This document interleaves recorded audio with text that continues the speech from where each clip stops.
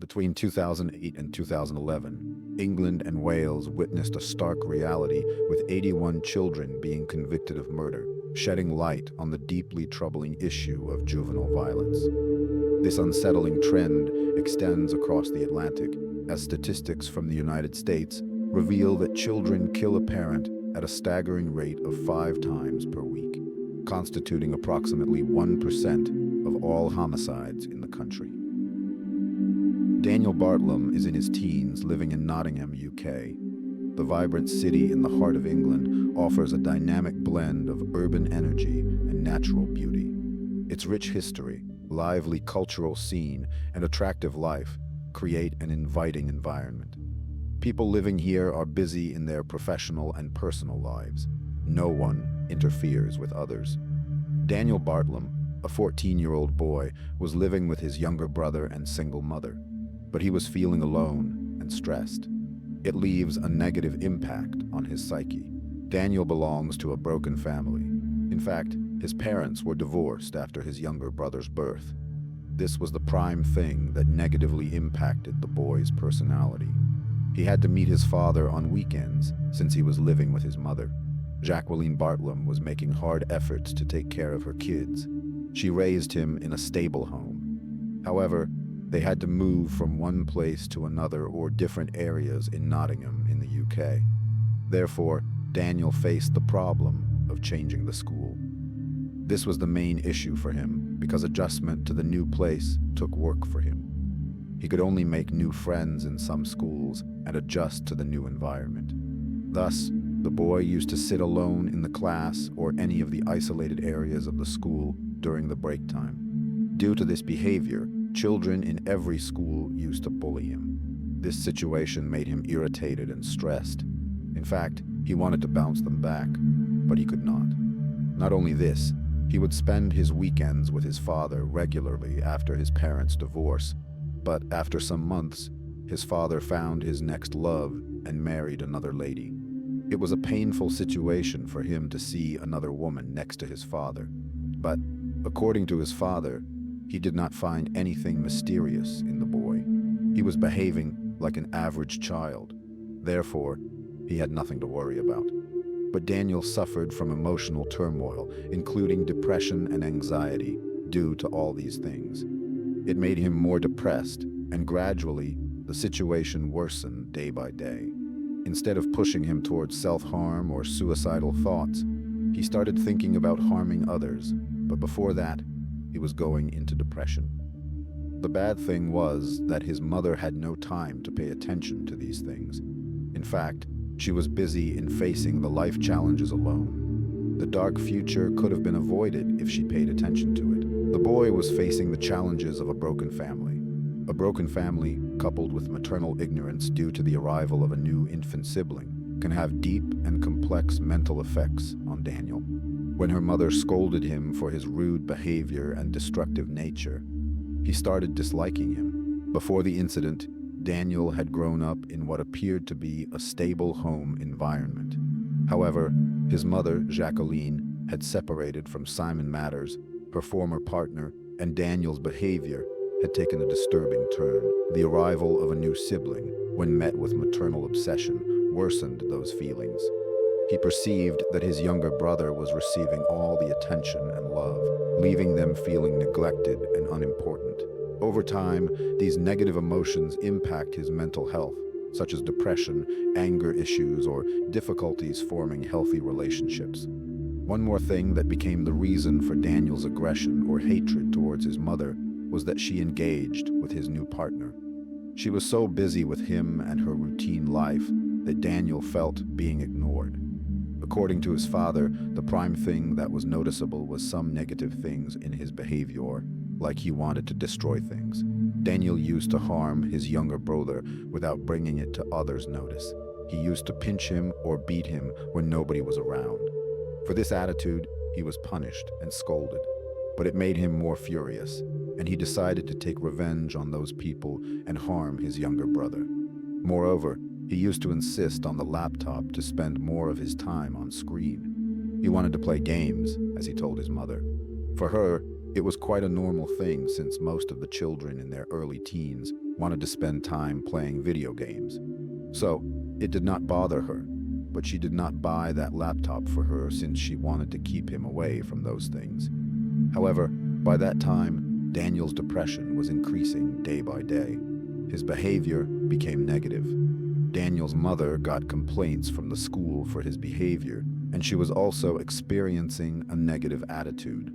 So, she decided to bring the latest iMac version of that year from her savings, which he had been insisting on for 4 years. He used to be busy with dark movies, games, videos, and others. He spent the majority of his time alone in his bedroom, engrossed in violent video games and a collection of horror films. Notably, the Coronation Street soap opera featured a storyline in which a male character, John Stape, used a hammer to kill a woman. Daniel had video clips of these scenes, along with other violent sequences from popular films, on his computer. In fact, it was an alarming situation. It needed the concentration of parents, and boys should be taken to a mentor or psychologist for further therapy. But both the partners did not pay attention to it. Moreover, this was the time when the boy was planning a murder that no one knew would happen. And the time came when that incident took place. It was the cold yet quiet night of April 25, 2011, when Daniel's neighbor called the police and reported that some strange shouting sounds were coming from the house. It seemed that a woman was screaming and asking for help. She was shouting with pain and asking for help. In fact, she was struggling for her life's safety. However, police arrived immediately, but before their arrival, the house was on fire. Flames and smoke were very much higher, and it did not seem that anybody could escape. Police arrived as their car's siren was enough to alert people residing there. They gathered around the house and expected that no one could be saved. But fortunately, after 14 years, Daniel succeeded in saving his younger brother, dog, and laptop. However, he was crying and sad for his mother because he could not save her. Police took them to the police station to take the statements, where Daniel recorded his statement that an intruder came into the house and attacked his mother with a hammer. He hit her head with the hammer again and again until she died.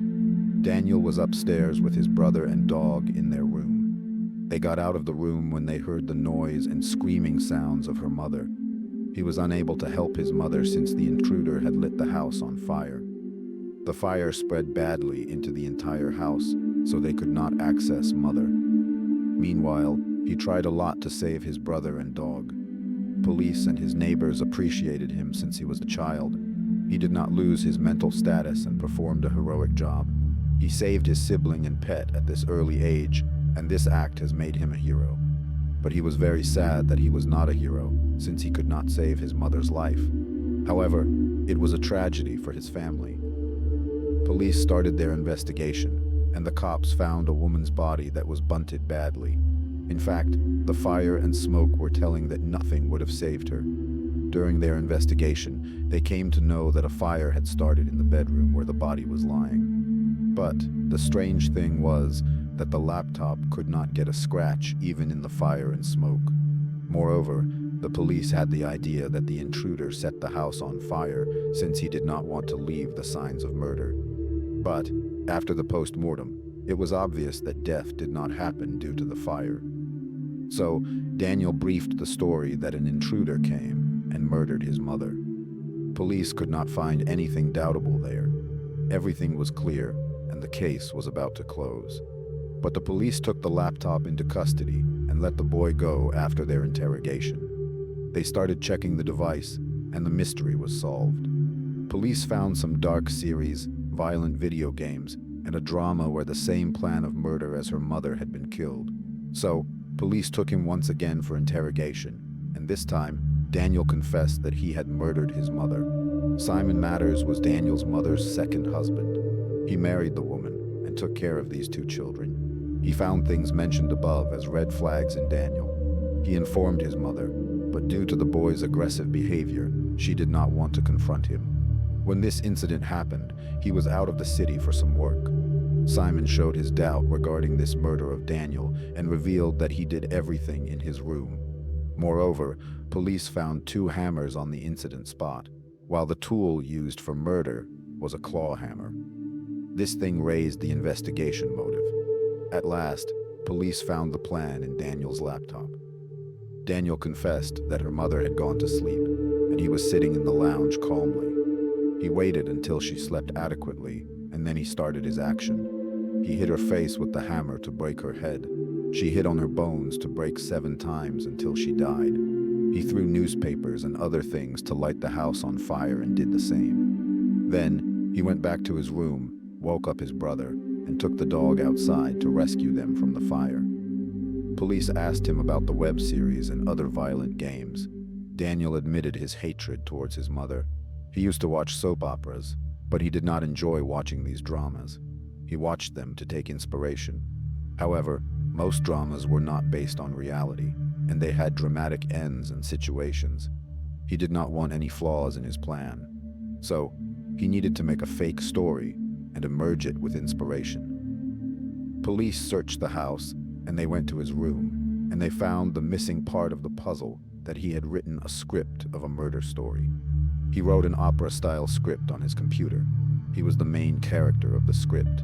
However, he had deleted that script, and that was the reason he was not worried about the laptop that the police were checking. However, police recovered the deleted data. Daniel himself is the mastermind of the murder. He planned each and everything. The boy first killed his mother, set the house on fire, burnt a few of his hair, and went to the neighbors to call the police. Then, he took his brother to rescue him and became a hero. It was an excellent plan for him without any flaws. Police did not find anything curious, and nothing needed more investigation. He was about to move on with his life after getting rid of his mother. But the police found all those things and evidence, and it revealed his plan. Moreover, police checked his search history, and it was literally killing 101. It was shocking for police how long he was planning the murder of her mother. He admitted that he was very happy to get rid of that woman who was responsible for ruining his life. She will be no more in the world to yell and shout at him. Now, he could spend his life in a better way.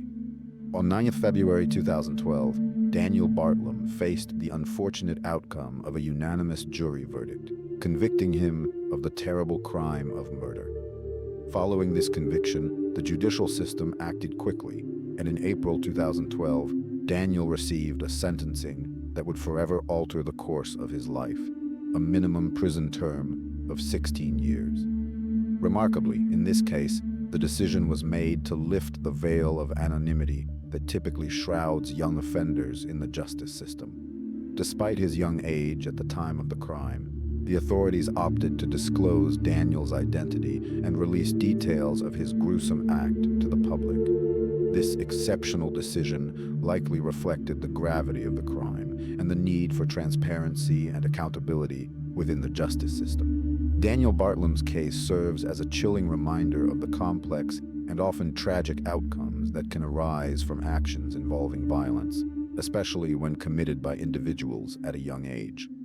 The decision to reveal his identity underscores the seriousness of the crime and the responsibility of the justice system to balance rehabilitation with the need for public awareness and safety. The debate surrounding the influence of violent media on youth behavior is not new.